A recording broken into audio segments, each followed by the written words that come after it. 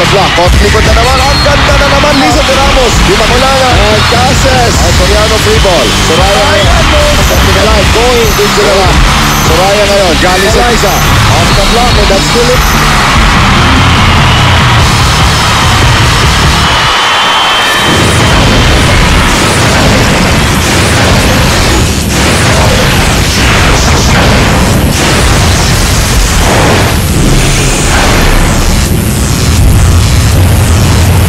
This is game 1 of the finals. Introducing our contenders, the Smart Maynilad Net Spikers. Team captain, jersey number 1, Ruby De Leon. Number 2, Eliza Valdez. Number 3, Suzanne Roses. Number 5, Gretchel Soltones. Number 7, Maruha Banatikla. Number 8, Charo Soriano. Number 9, Melissa Going. Number 11, Nika Guliman.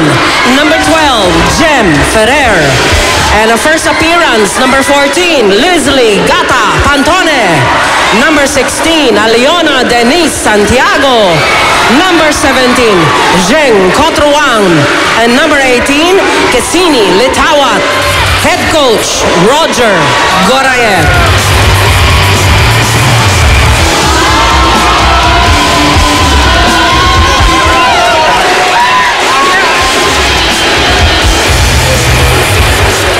Introducing the undefeated Cagayan Rising Sun. Number 1, Sheila Marie Pineda. Team captain, number 2, Maria Angeli Tabaquero. Number 3, Angelique Dionela. Number 4, Paulina Soriano. Number 5, Rosemary Vargas.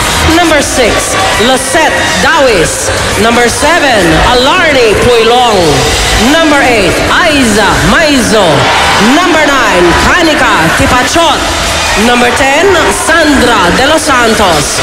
Number 11, Pamela Soraya. Number 12, Annalyn Joy Benito. Number 15, Weneth Eulalio. Number 17, Relea Ferina Saet. Head coach, Nestor Pamilar. Alright, ladies and gentlemen, yan po eksena natin dito. Malapit na po magsimula itong ating game 1 of the finals at talagang rock and roll na po ang nararamdaman natin dito sa San Juan Arena as Smart Maynila takes on Cagayan Valley for the championship of the Open Conference ng Shakey's V-League dito po sa ating 10th season. Noel Zarate po, kasama si Michelle Gumabaw. Bago po natin simulan ang ating aksyon, panuurin po natin ay isang maikling feature tungkol po kay Aiza Maizo. Nasa kampo ng UST Tigresses, masasabing gamay na ni Aiza Maizo ang laro niya pagdating sa loob ng volleyball court. Ngunit kasing tikas pa rin kaya siya pag iba na ang kasama? Nung una, syempre nahihiya pa ako sa kanila kasi ang naka-close ko lang dun una is si Angge. Habang tumatagal, nagbabanding din naman kami. Sa Cagayan, may nakikilala kang bago.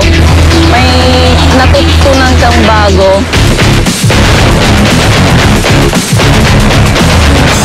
Bilang utility spiker ng UST, umani si Aiza ng iba't ibang parangal.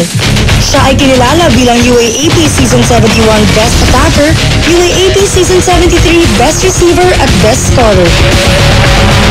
Tinagurian din siyang Best Server, Best Blocker, Conference MVP, Finals MVP, at Best Attacker sa iba't ibang seasons ng V-League. Soraya now going to Aiza Maizo. At ngayong kasama niya ang Cagayan Lady Rising Suns, kahit bagong salta raw siya rito, dala pa rin daw niya ang kanyang award-winning performance sa loob ng court.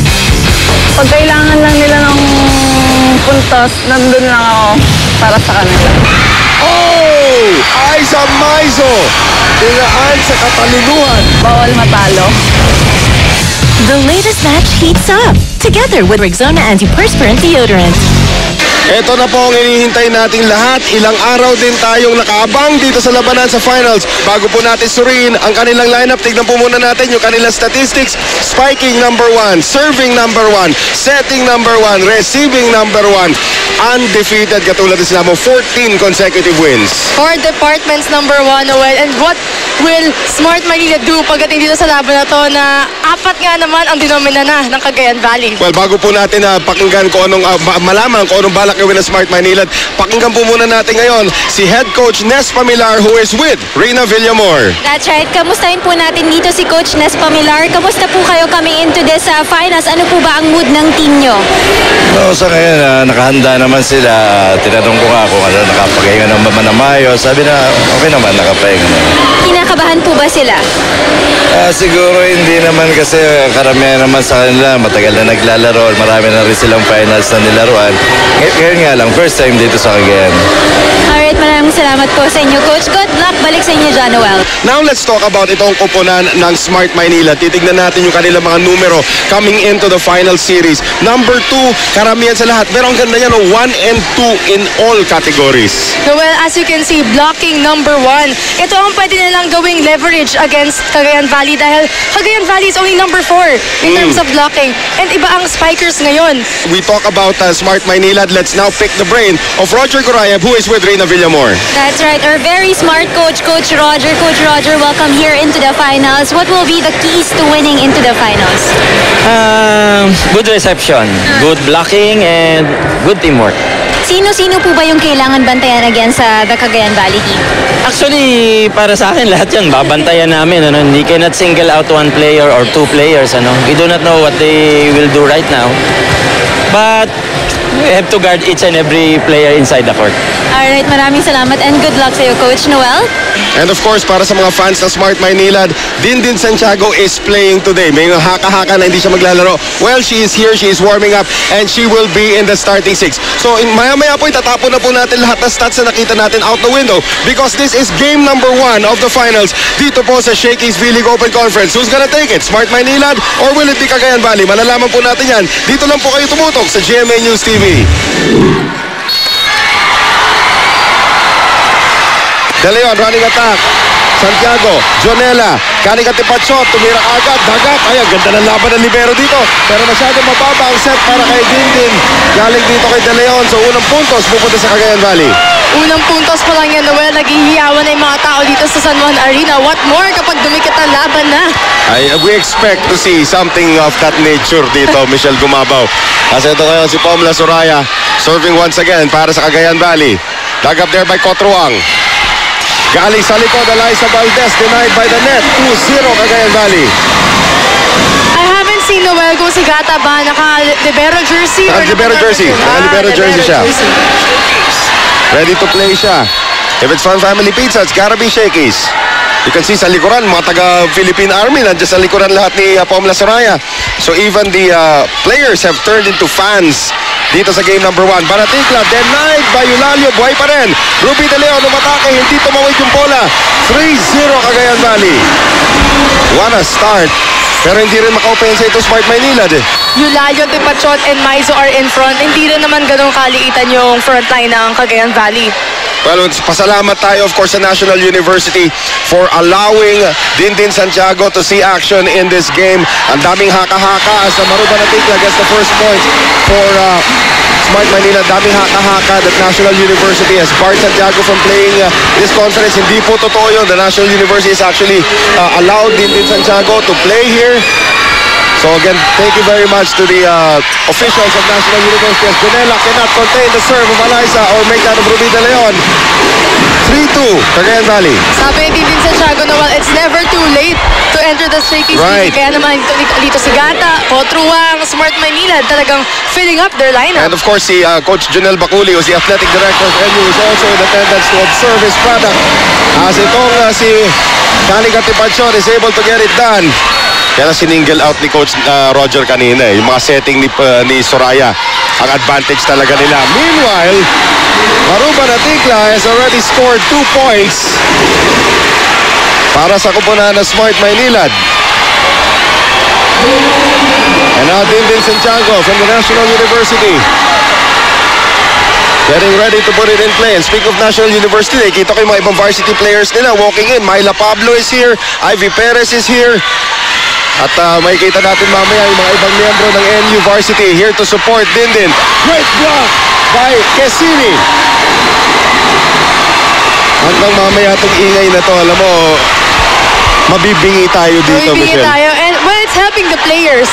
As you can see, Noel, talagang pati yung players natin sa loob, hype na hype. Ang That's feeling right. nila ngayon. And here is Pao Soriano. Ruby De Leon, quick set. Nice denial there by Soriano.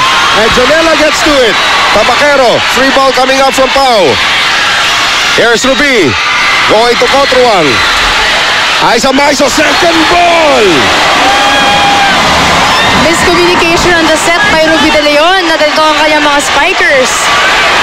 Aiza Maiso. Ice water ang tumatakbo sa kanyang ugat dito. Walang ngiti. Still all business for the former MVP. Alam mo kung saan pa siya pwede na sport, Noel? Oh. Sa poker. Eh, nakita natin sa likuran yung mga players ng NU Varsity. Yun doon. As napalakas naman yung serve nitong si Kanika Tipadshot. Tied at 5.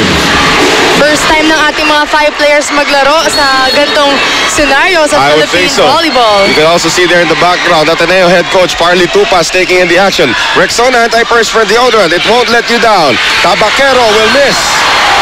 No check ball coming. At si Angge, natawa na lang dun. Wala naman dinaanan talaga eh. 6-5 Smart Maynila. Unang kalamangan para sa Net Spikers. Maruba na Tikla. Babad na babad nung Game 3 against Philippine Army. Jonella. Soraya. Maizo. Lusot. Pero nakuha naman niya ni Gohing. Sabay ngiti. And Ruby De Leon fooling Aiza Maizo. Even fooling her own teammate. Yun. Pinukasi. Nalito dun sa set niya na yun. Si Cassini, kala ko ba't nandun na? Papaluin ko sana. Daxel is the official outfitter of the Shakey's V-League. Maruba na Tikla once again. Sharp serve. Jonella, nahirapan.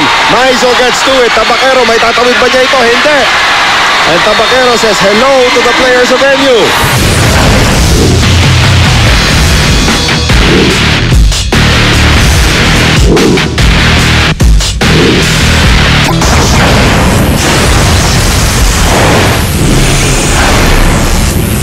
Bato natin ngayon kay Rina Villamor. Go ahead, Rina. Yes, to play like there is no tomorrow, that is the battle cry of both teams right now. Katulad ng sabi ni Coach Roger kanina, there will be no replays, there will be no rewinds for this game. Kaya nga, they have to maximize their playing time and of course, to give out their all-out effort. Katulad ng sabi mo kanina, malaki ang pasasalamat yan sa NU management dahil pinayagan dito si Dindin Santiago. And of course, dito sa Cagayan Valley team, kanina nga binibiro ni Coach Ness itong si Jen Reyes para maglaro sa kanyang koponan. At sobrang natutuwa naman ang mga fans ng Cagayan Valley team dahil bago magsimula ang larong ito, nagpamigay pa sila ng mga delicacies from Cagayan katulad ng pinipig, ng pastillas at ng banana chips. Noel? Wow! Ang daming kwenta doon sa report na yun. Ang Tabaquero scores para din sa kupunan ng Cagayan Valley. Paalala po sa mga nanonood sa atin sa GMA News TV. Tomorrow, Sunday, live po ang finals game number 2. You can see at the back, Myla Pablo in attendance dito para sa kupunan ng National University. Watching her teammate Dindin Santiago in action at napalakas naman ang serve dito. Ito si Aiza Maizo. So 10-6. Parang pinatay din ng aircon dito, Michelle, ha? Oo nga eh. Or dumadami lang talaga ang Ang tao, dami tao, Noel. oo. Wala nang bakanting seats kundi sa Gen Ad. Sa Gen Ad nga, siksikan na rin sila doon. Tabaquero tries to dump it. Nice defense by Ruby De Leon. Pao Soriano. Eliza Valdez. De Leon running attack. Cassini! Juanita Cotruang. Patalim na serve. Jonella. Here's Angge Tabaquero. Ruby De Leon. Here's Eliza. Eliza is blocked there by Pao Soriano and that is 4 touches. Late call but the correct call by Adrian Tabanyag. Siyempre, hindi natin naririnig yung pagpartita ng referee. Right. Tayo kaagad si Nes Pamila. But it is now 11-7. Apat pa rin kalamangan dito ng Smart Maynilad.